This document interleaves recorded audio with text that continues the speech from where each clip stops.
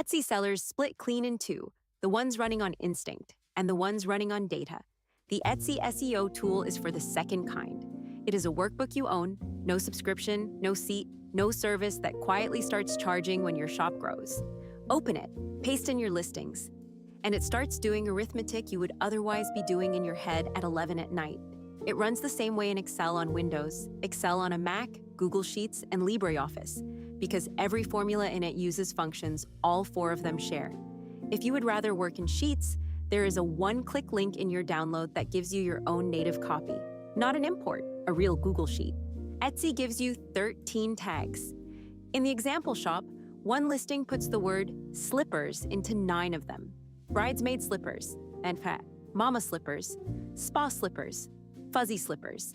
That is not 13 chances to be found. It is 9 tags crowding one idea and 4 doing the rest of the work.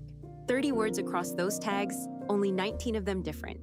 The workbook counts it, scores it, and shows you the ratio so you can see the slots you are spending twice.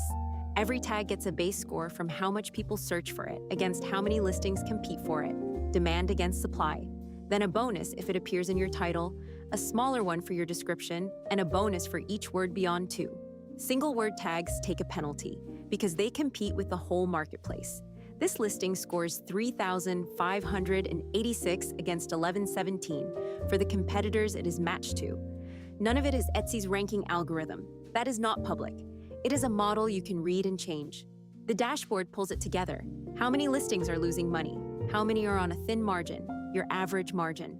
Where every dollar of a sale actually goes, broken out line by line. Nothing to fill in, it follows the other tabs. It is an instant download, and it is yours.